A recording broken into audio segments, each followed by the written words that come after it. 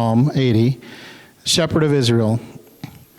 And the first time they say this refrain of restore us, O God, make your face shine upon us, they used the word Elohim, which is just a generic all creator, all higher power God, generic God. That's who they started with. Then, when they came back to verse 4, Lord God of heavenly forces. So at least now they're like, okay, this God manages all these forces. He has some power to do something. So it's restore us, God of heavenly forces. And then as we keep going to the end here, please come back, God of heavenly forces. Restore us, Lord God of heavenly forces. Lord, L-O-R-D, is Yahweh. So they've gone from this same refrain, but they keep changing the name of God. The first one is generic Elohim, God, higher power, somewhere out there. We don't know where you are. And now, at the end of it, when they're starting to turn to him and praise a little bit, restore us, Yahweh, God of heavenly forces. Who is Yahweh? Yahweh is the God who revealed himself to them, called them his chosen people, right? Called them his vine, and he planted them. So this is one lament of many, and I just wanted it to be a example for you when you write your own lament, that you can see how this goes. And sometimes it's the act of writing this out that brings you to that point of tenderness where you turn yourself back to God. And then you're in a position that you can really see that he is looking at you and he is listening to you. So this entire psalm is based on this idea. So that you can maybe spend some time now thinking about what that is you're going to write about, I want us to sing a little prayer chorus. As you've noticed, Mike Morgan has been doing the music for a while because we have some competition with our worship leaders. But I want to sing this old song. Maybe you know it, maybe you don't. But I want you to just quiet yourself and think about casting your fears on God.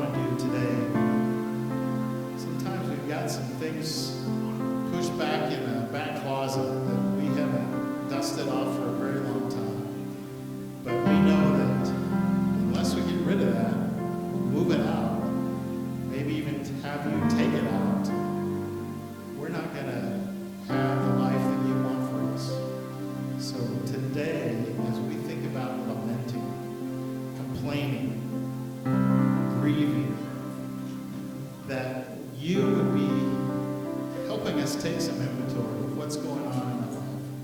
And may us right now be thinking about those things that we could write a lament to you.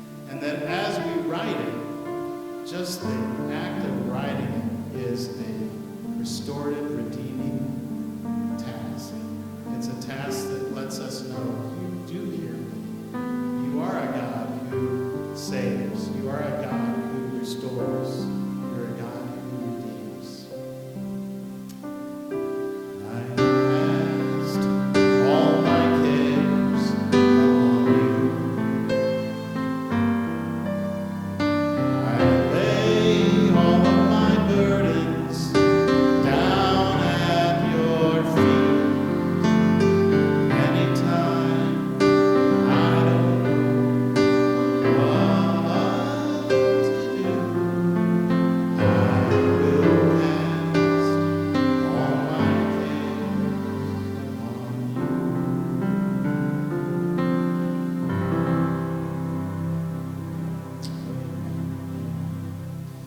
Well, thank you for listening to me ramble about this Psalm 80. It's one of those psalms that you can read through it and like, okay, what's 81 say? That one didn't hit me very well. But when we really dig deep into it and see what was happening there, they were pointing their finger in God's face. And I don't know if you've ever done that, but it's okay. God can take it. And whatever is going on with you, even if it's sincere, legitimate loss, that is something God can help you with. And so I'm wanting you, as you do your homework, to really not do it and say, okay, I did my homework. I want it to be a process. And I want it to be a spiritual process. A process that when you get finished with it, something has happened. You have seen God's presence in a new way with you. You up for that? Okay. Well, thanks. If some of you do want to stay around, we'll talk through this discussion guide. I know some of you have a small group during the week that you talk about these. But for the rest of you, I pray God's blessing on you. May you go in peace and the grace of Christ. Amen. Amen.